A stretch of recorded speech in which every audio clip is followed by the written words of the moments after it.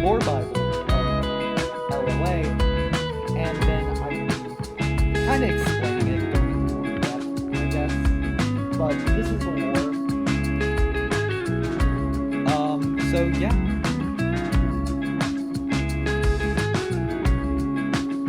Let's get started, shall we? Prologue. Before there was anything, there was nothing. Before there was nothing, there was decay. It's a fundamental principle which all things in our world follow. This, of course, includes ourselves. Before anything began, there were primordial beings dubbed the Origins.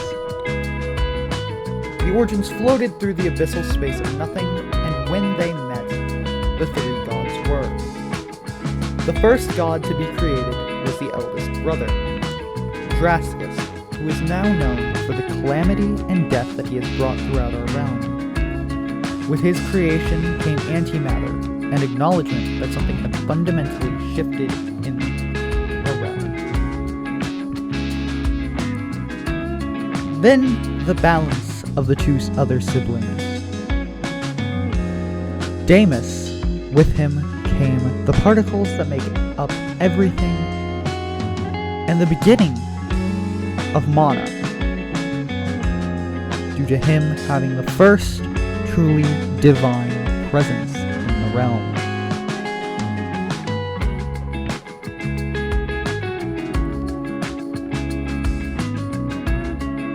And finally, the third sibling was formed, the goddess of all life and creation,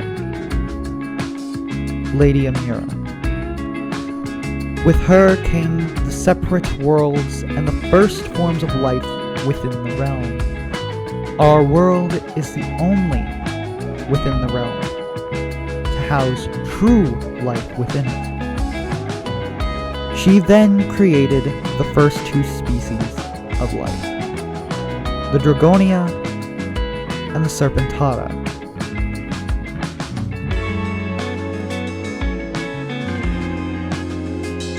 Chapter 1. The Dragonia and the Serpentara. The Serpentara ruled over the seas and the underworld. Meanwhile, the Dragonia ruled over the sky and the land. These two species once lived in harmony until the first Dragonia fell into the sea and turned to stone. The realization struck fear into the hearts of the Dragonia, causing them to enter isolation. A mixture of this isolation and jealousy of the Serpentara's dominion of the oceans caused a deep hatred to be born within the hearts of the Dragonia. Thus, a bloody conflict ensued. In the end of this conflict, nothing but a field of stone Dragonia and faded Serpentara scales remained. While few survivors came out of this conflict, they would come to an agreement. No violence would happen between them, ever again. They would find peace. Though peace would never last long, as the darkness within the hearts of Dragonia and Serpentara, who fought in this war, gave birth to the first dark beings, demons, who now took the face of the fallen. Demonic Dragonia named Draconiuma, and the demonic Serpentara named Viperus. The Dragonia led now by one cold frost, and the daughter of the goddess Amira saw through the Draconiuma's lies. However, the Serpentara, who had no divine guidance, fell deeper into the dark mana within the underworld.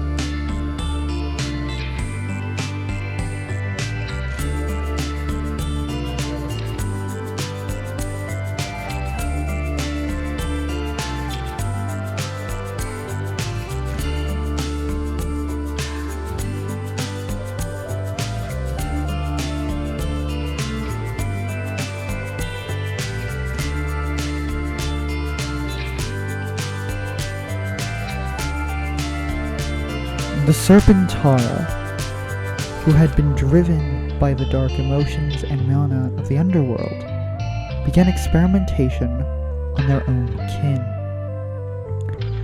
They learned how to manipulate the mana within themselves and the environment around them so precisely that it enabled them to manipulate seawater further than the bubbles and the beams that they had previously been making. This new magical ability allowed them to create weaponry and other constructs from seawater, though it also allowed them to freeze the seawater, enabling the creation of the glaciers that you see in the northmost continent, and heat seawater, creating the natural barrier between our world and the underworld, now known as Drask's shield.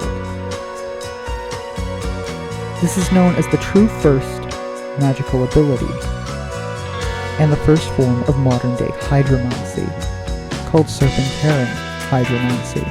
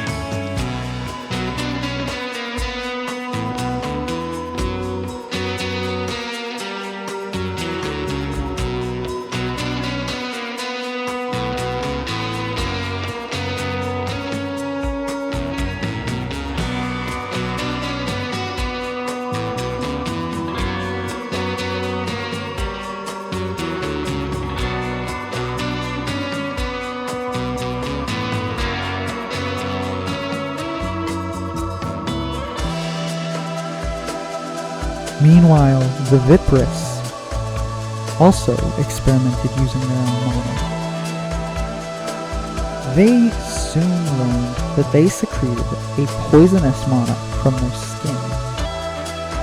They began experimenting, learning how to change where they secreted poison, how much of the poison they had been able to secrete, and also the strength in who they could target with this poison.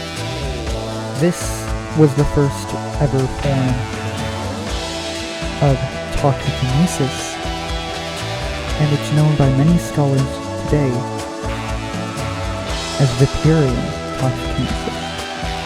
It's unfortunately been lost to time, and if it hadn't been, many researchers doubt that it would be possible for a normal person to learn, as most normal people do not secrete poisonous mana from their pores.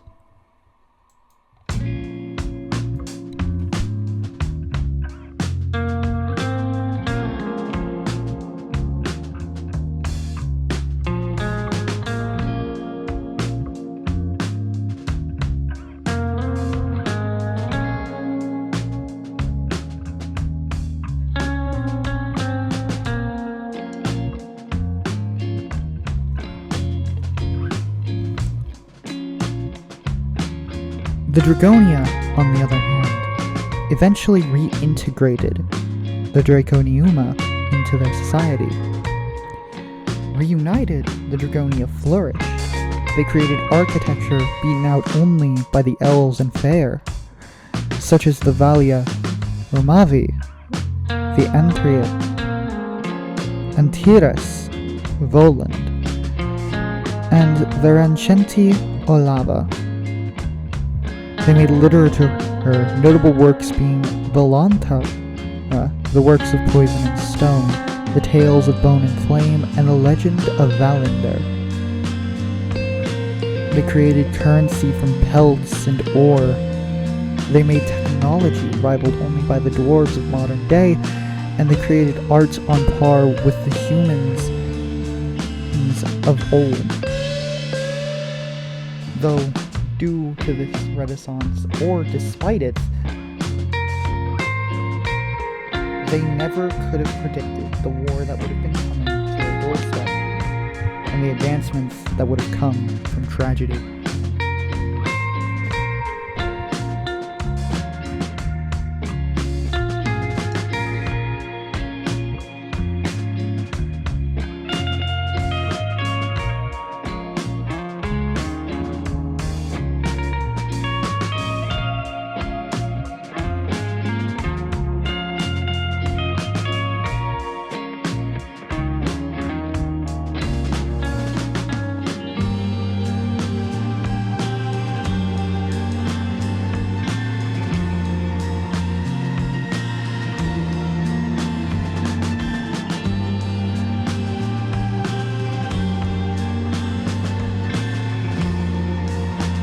It is said within the Tomes that the attack of the Serpentara happened late within the time cycle.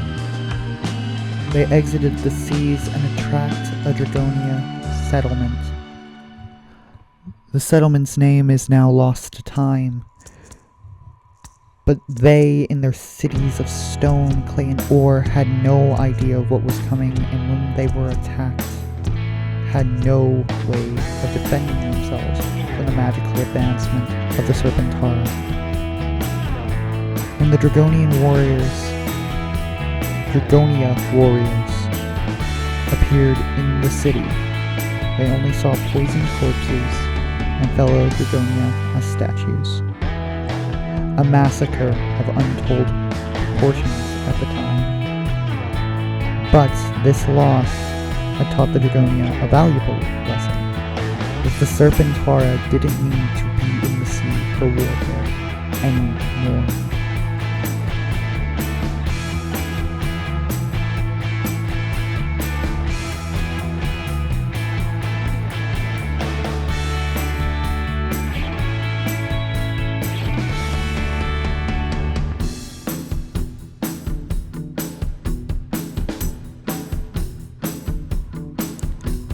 It is said that the war lasted 18 years. Over that time frame, the Dragonia had began to experiment the same as the Serpentara, though there was one key difference.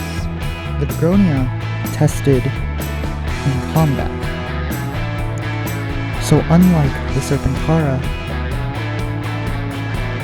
they tested against enemies and not on their own team. This allowed for the Dragonia to gain one advantage: numbers. See, while the Dragonia lost mass casualties by testing, they also were able to figure out that the Serpentara had much lower numbers than them, mostly due to the fact that Serpentara didn't have any children due to the experimentation. Now, was it improper of the Serpentara to allow such a weakness? Perhaps. However, the Dragonia failed to account for one thing. The Vipress could assassinate them before they could get on with their experimentation. So that led to more casualties than expected, and the playing fields evened out quicker than anticipated, though there was said to be a Dragonia with almost no magical essence who created constructs of silver flame. Those constructs were able to cut through others with ease. Though now this is largely believed to be speculation, so take it with a grain of salt. The Fire Dragonia were known to create weaponry from their mana that caused explosive results to the Serpentara. The King and other Ice Dragonia were known to create protective barriers and frozen spikes. spears of lightning would rain from the skies as the lightning Dragonia would summon up their essence in aid of the king. Meanwhile, in the marshlands, Poison Dragonia learned how to create stronger poisons than those the Vipress could produce. They then created a variation of Viperian toxikinesis, allowing for assassinations of the Vipress. This is known as Green Dragonia.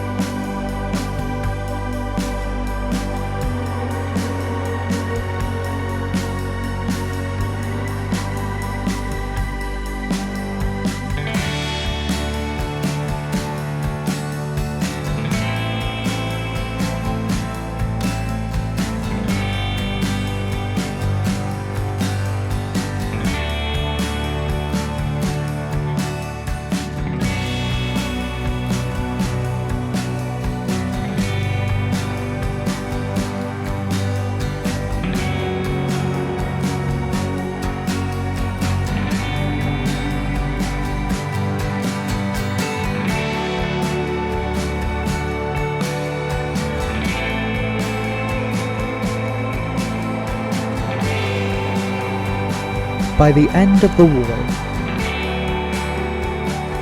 the Dragonia had pushed back the Serpentara with many casualties. Their settlements, once flourishing, had been reduced to rubble, but the Serpentara had faced a much heavier cost. Their leaders had been decimated. The Vipress had returned to the underworld to continue their own experimentation.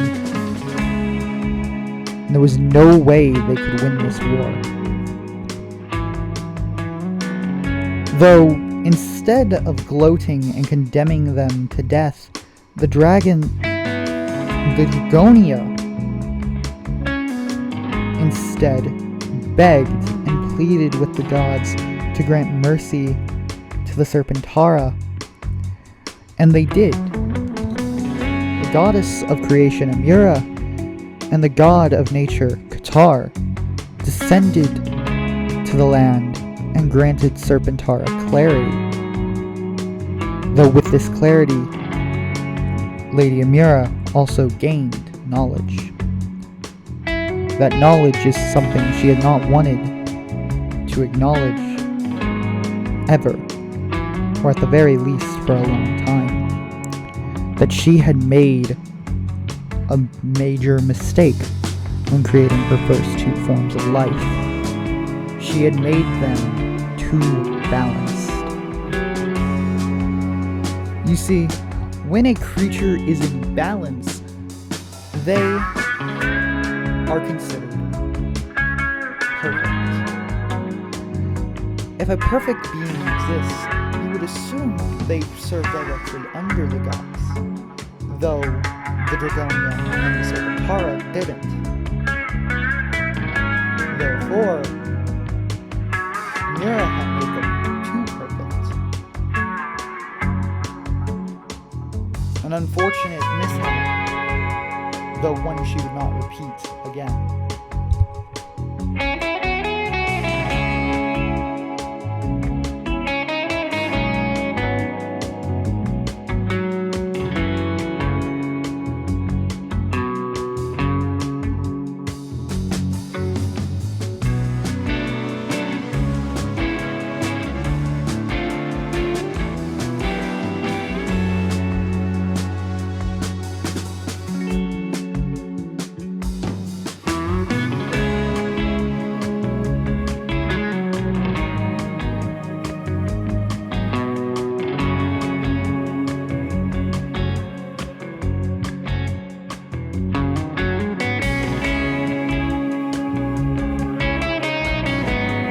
Chapter 2.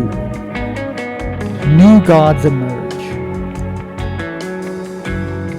With this acknowledgement, Amira created new forms of life, though with these new forms of life, new deities were also born. When Amira created the elves, Qatar gained more power, but also her daughter ascended to godhood, though at the time she was considered a mortal god.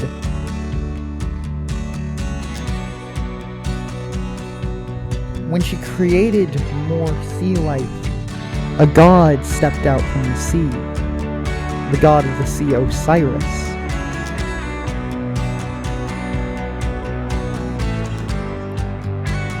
When she allowed the sun to shine throughout the day, a god formed from that, the god of the sun, Zura. When she finally allowed the sun to set and the moon to rise, a goddess was formed from that, the goddess of the moon, Elene. Each act of divinity that she used created a new god, it seemed. But that wasn't all. When she created the dwarves, she expected them to worship her, though they did not. Instead, they threw themselves into her work and began worshipping the forges they made. And from those forges, from that sweat, that flame, that magma, that spark, came a deity known as Camus, the god of the forge.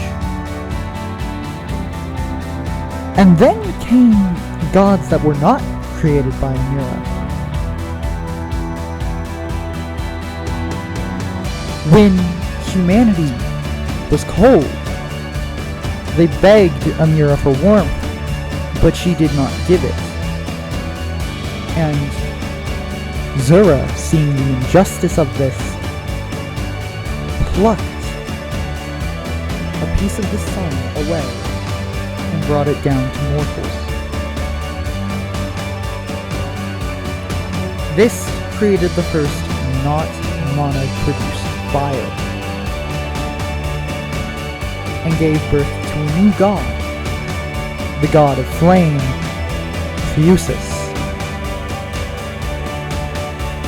Fusus considered Zura his father, though Zura never accepted this title.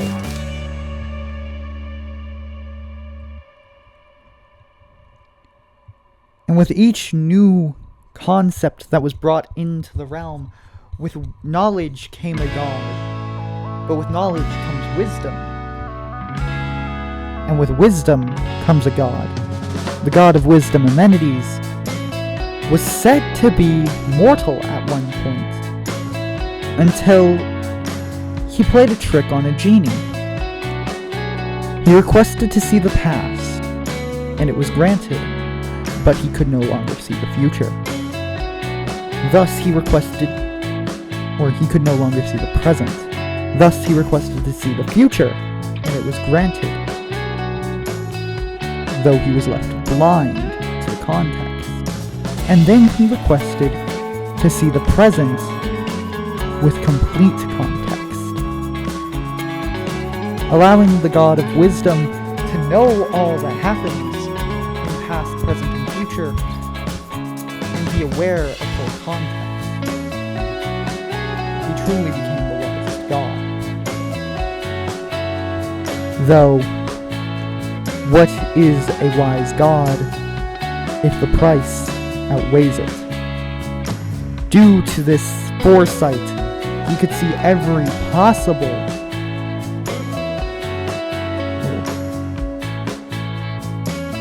outcome, except the ones where he was happy. An unfortunate end to a great God's story, though he was okay with this.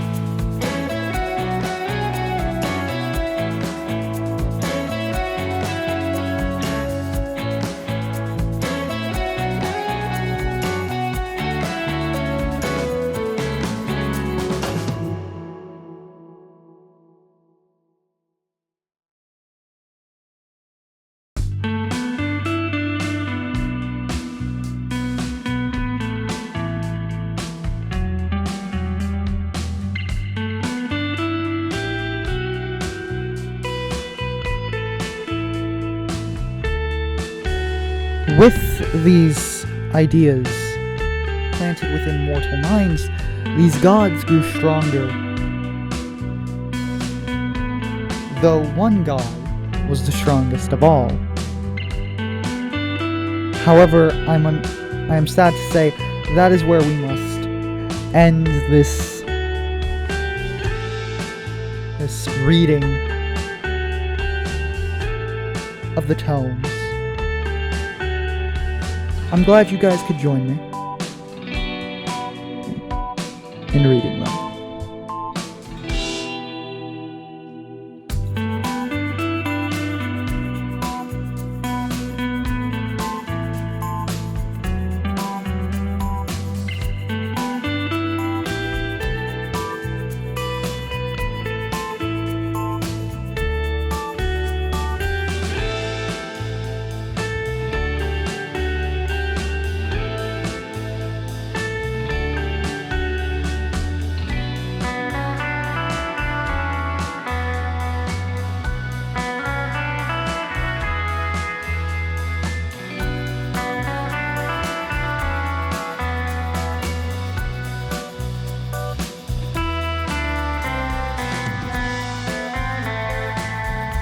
Hey everyone, it's Trevor from LoA, and thank you guys so much for watching the first technical building and tome reading video. Me and my best friend have been trying to, transcribe the tome from our physical copy, which, oh my god, it's so good. I'm burning it as soon as we're done transcribing. I promise. To a document, and then we're gonna have to read it to you. But it's taken way too long to transcribe, so I just said screw it and started transcribing.